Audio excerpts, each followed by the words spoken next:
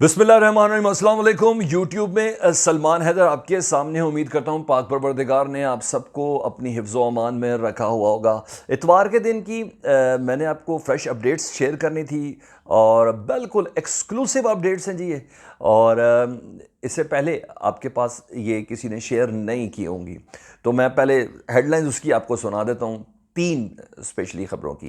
सऊदीया के फैसले का वक्त आ चुका है कि उसको दरअसल किस ब्लॉक के साथ खड़ा होना है। उसे इस्लामी ब्लॉक के साथ खड़ा होना है या अमेरिका की हल्लाशेरी पर खड़ा होना है। और अगर अमेरिका की हल्लाशेरी पर खड़ा होना है तो क्या यमन और ईरान की कीमत पर खड़ा होना है।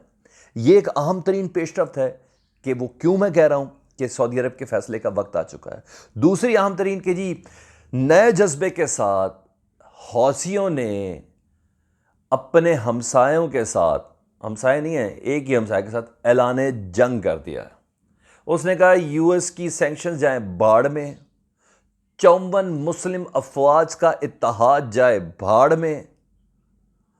अब हम नए अटैक शुरू करने लगे हैं, क्योंकि जिस तरीके से आपने हमें तमाम इलाकों से सफोकेट किया हुआ है, हमारे हवाई रास्ते बंद हैं, हमारे ज़मीनी रास्ते बंद हैं, आपने गनशिप जो जहाज़ हैं वो हमारे पानियों पर डाले हुए हैं, हर तरीके से आपने हमें सफोकेट किया है। तो इस बार हमला हमारी तरफ से होगा। इस हल्लाशेरी की दरअसल वजह जो मुझे समझ आई वो ये है कि ये तय हो गया कि सबसे बड़ी फौज, सबसे बड़ा असला, ये जंग में जीत की गारंटी नहीं है।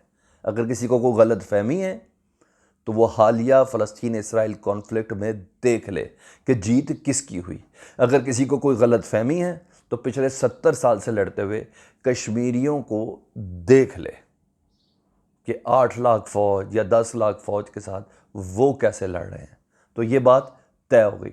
इसकी डिटेल में मैंने जाना क्या अहम ऐसी पेशरफ्त हुई है कि यमन वालों ने ऐलाने जंग किया है, ये मैंने आपको बताना है। और तीसरी और आखिरी सबसे अहम तरीन पेशरफ्त जो वो बिल्कुल भी मैंने इससे कबल नहीं देखा कि जो शेयर हुई हो, क्योंकि ये भी विसल ब्लोइंग वेबसाइट से है जो बहुत डीप जानते हैं अरब और सऊदी अरब को, और लेकिन इजाज़त नहीं है मीडिया के सामने आने की। और वो ये है कि सऊदी फौजियों में बगावत फूट पड़ी है रिगार्डिंग यमन को लेके, और कितने फौजियों कोई गर्दनें कलम की गई हैं, ये सारी डिटेल मैंने आपको बतानी है इसी वीडियो में। तो डिटेल की जानिब बढ़ने से पहले इस चैनल को सब्सक्राइब कर लें और बेल आइकन दबा दें, फीडबैक ज़रूर दें। और आप यकीन जानें, मैं और मेरी टीम को ऐसा लगता है कि हम जो मेहनत कर रहे हैं वो देखी और सुनी भी जा रही है। तो सबसे पहले आगाज़ कर लेते हैं। सऊदी अरब को अब ये डिसाइड करना है कि उसको दरअसल किस ब्लॉक के अंदर मूव करना है। पता चल गया जी, अमेरिका की पॉलिसीज़ रिगार्डिंग अरब कुछ और है। मैं पिछली वीडियोस में आपको बता चुका हूँ। दरअसल डोनाल्ड ट्रंप ये चाह रहा था, स्पीडली लेके चलता हूँ, डोनाल्ड ट्रंप ये चाह रहा था कि नेटो की तरह का अरब नेटो एक बनाया जाए और अमेरिका का असला इस्तेमाल हो, अरब कंट्रीज़ बने। यही हुआ कि 54 मुसलमान ममालिक, जिसमें ईरान शामिल नहीं है, जिसमें इराक शामिल नहीं है, जिसमें यमन शामिल नहीं है, जिसमें सीरिया शामिल नहीं है, इनके बग़ैर एक 54 ममालिक का एक फ़ौजी ब्लॉक बनाया गया। और उस ब्लॉक ने क्या किया? फ़लस्तीन पे नहीं लड़े, कश्मीर में नहीं लड़े, वो कहाँ लड़े? अपने ही लोगों के ऊपर, वो यमन में लड़े। और हालिया जो पेशरफ्त है ना, उसके बाद सऊदी अरब को यह ध्यान कर लेना है कि मुझे दरअसल जाना किधर है। जब ईरान नई से नई टेक्नोलॉजी निकाल के आ रहा है तो किसके लिए इतना असले का बम्बार? ये जो 54 ममालिक की जो फौज इकट्ठी की है, किसके लिए? यमन के लिए? किसके लिए? ईरान के लिए? तो ईरान से खतरा क्या हो सकता है अगर आप दोस्ती कर लें? इसको मजहबी, लिसानी, अकीदे, शिया सुन्नी जो मर्जी कह लें दुनिया, जो मर्जी कह ले दुनिया, लेकिन इसकी डिटेल्स ये हैं कि दरअसल सऊदी अरब को अपनी सिक्योरिटी के हवाले से बहुत ज़्यादा इश्यूज़ हैं। सेकंड जी, इतवार के दिन की ताज़ा अपडेट्स ये है कि हाँ, रेफरेंस सुन लें। स्पुतनिक जी, स्पुतनिक न्यूज़ रशियन है जी, कोलंबियन न्यूज़ और प्रेस टीवी, ये रेफरेंस है। आप क्रॉस चेक कर सकते हैं इन तीनों टॉपिक्स को। यमन के हौसी मुजाहिदीन ने अमरीकी पाबंदियां और उनकी धमकियों को एक साइड पर रख के ऐलान जंग किया। मुद्दे क्या हैं? उन्हें कहा अगर अब किसी भी जगह से हमला हुआ तो हम उस मुल्क पर हमला कर देंगे। मैंने फिर यमन का नक्शा खोल लिया। क्या जॉर्डन से हमला होगा? नहीं। ओमान से हमला होगा? नहीं। बीच में तो रेड सी है, तो कौन है इमीडिएट? सऊदी अरब। तो सऊदी अरब को यह सीधी सीधी धमकी यमन दे दिया। क्या वजह है धमकी की, ये सुन ले जी।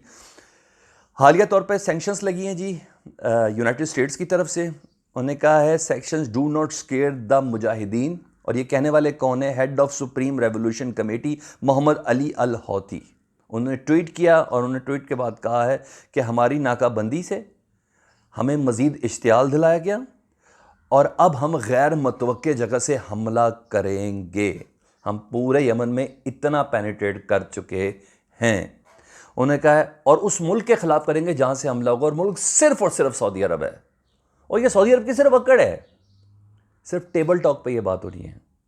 जिस मुल्क को 2015 से अब तक खुराक ना मिली हो, अद्वियात ना मिली हो, सारा इंफ्रास्ट्रक्चर किसी ने नहीं किया, सऊदी इत्तहादियों ने किया है। असला अमरीकी इस्तेमाल है। उस मुल्क को अगर हौसला मिले फ़लस्तीन की इस जंग में कामयाबी से, तो फिर वो ये स्टेटमेंट देते हैं।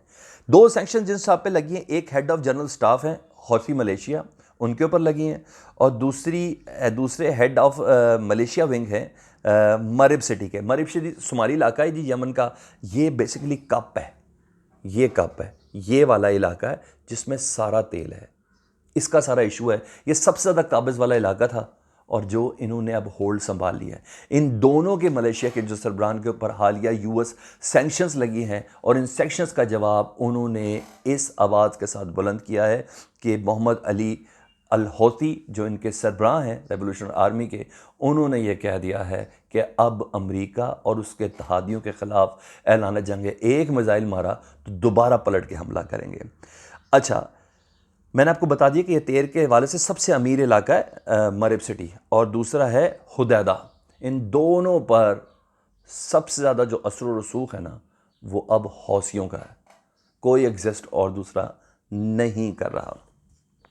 मैंने आपको बता दिया कि उन्होंने कहा है कि सऊदी अरब इसके इत्तहादी अब अगर यमन पर हमलावर हुए तो हर उस जगह से वहाँ हमला करेंगे जहाँ से उन्हें उम्मीद ही नहीं है, क्योंकि हमें सफोकेट कर दिया गया है। हमारी सांसें रोक दी गई क्योंकि हवाओं पे हमारी कब्जा है, हमारी ज़मीनों पर कब्जा है फौजियों के ज़रिए, हमारे पानियों पे कब्जा है। कोई बैरून मुल्क से इमदाद नहीं पहुँच सकती, कोई खुराक नहीं पहुँच सकती, कोई अद्वियात नहीं पहुँच सकती। तो फिर तंग आमद बजंग आमद, ये उनका ऐलान है जी। और साथ साथ मैं आपको एक और चीज़ भी बताऊं, 20 मई को ना, यही 8-9 दिन पहले ना, सऊदी अरब के 16 सेनेटर्स हैं, अमेरिका के 16 सेनेटर्स हैं, उन्होंने जो बाइडन को एक ख़त भी लिखा था, जिनको लीड कर रही हैं जी एलिज़ाबेथ वेवन और बर्नी सैंडर्स, जिन्होंने अभी इसराइल के हवाले से भी बड़ी तगड़ी स्टेटमेंट दी है। उन्होंने कहा है कि असर रसूख सऊदीया जो इस्तेमाल कर रहा है, यमन की नाकाबंदी बंद की जाए। ये एक पेशरफ थी 20 तारीख को, और अब जो सैंक्शंस लगी हैं नाकाबंदी को बंद करने की बजाय जो 2 लीडर्स के ऊपर पाबंदियां लगी हैं, उसके ऊपर ये पेशरफ है। मज़ीद आपको आगे डिटेल बताता हूँ जी। अंसारुल्लाह जी, यमनी मूवमेंट है जी अंसारुल्लाह, वो बहुत ज़्यादा एग्रेसिव नज़र आ रहे हैं। और आखिर में जो मैंने पेशरफ आपको बतानी थी कि यमन में ये तो एग्रेसिवनेस सामने आ गई है। यमन से लड़ने के लिए सऊदी फ़ौजी तैयार नहीं हैं। जो इनसाइड ख़बर हैं कि दर्जनों फ़ौजियों के सर कलम किए गए हैं, उनको जेलों में कैद किया गया है और उनको लाइन अप कर दिया गया है कि अब आने वाले दिनों में उनको सज़ाए मौत दी जाएगी। यह सऊदी अरब की इनसाइड है, आपको बहुत अच्छे से पता है। कंप्रेस्ड मीडिया है, सऊदी अरब की खबर बाहर नहीं जा सकती अनटिल अनलेस ज़राए के साथ कोई बंदा आगे कर दे, नहीं तो उस शख्स की भी हालत बहुत ज़्यादा ख़राब है। किसी को यकीन नहीं आता ना, तो जमाल खोशगी देख ले। ऐसे कई दिन रात कई सहाफ़ी, अब तो ज़रूरत भी ख़त्म हो गई है, मारे जा रहे हैं। वो भी सहाफ़ी था, तुर्की में जाके मारा गया था। तो जनाब, फ़ौजियों के हौसले पस्त हैं और वो लड़ना नहीं चाह रहे, और यही वजह है कि अभी तक यमन में कोई कामयाबी भी सऊदी अरब को नहीं मिली है। और गैर मुल्की ऑब्जर्वर्स ये कह रहे हैं कि सऊदियों को लड़ना ही नहीं आता, इस हद तक डीमोरलाइज हो चुके हैं जो हालिया 4 महीनों के अंदर जो सऊदी अरब के फ़ौजियों को सज़ाए मौत मिली। फ़ौजी को नहीं पता मेरा फ़ौजी किधर गायब है। तो ये पोजीशन इस वक्त है। तो सऊदी अरब को मैं फिर आखिर में बोलूँगा, अब ये डिसाइड करना है कि सिर्फ ईरान से टेबल टॉक करके सुलह करनी है और इस खित्ते का सबसे मजबूत एक हल्का है वो बनाना है, ताकि पूरी दुनिया के सामने आंखों में आंखें डाल के बात की जा सके। क्या है, यमन के तेल पे कब्जा करना चाहते हैं ना, और कोई वजह नहीं है। प्लीज़ ये नक्शा देखें तो आपको पता चलेगा यमन का बेसिकली जो बहाव है ना सारा तेल का, वो जा रहा है सऊदी अरब पे। यमनी कहते हैं नहीं, अब हमें खुद भी थोड़ी तरक्की करनी। बस इतनी सी बात हौसियों को समझ आ गई है जो सऊदी अरब वालों को समझ नहीं आ रही है। मुझे उम्मीद है कि आपको ये वीडियो पसंद आई होगी। पसंद आई तो उसको शेयर कर दें, सब्सक्राइब कर दें और फीडबैक से मुतल्लिक मुझे ज़रूर आगाह करें। अपना ढेरों ख्याल रखिएगा। अल्लाहुम्मा सल्ली अला मुहम्मद व आले मुहम्मद।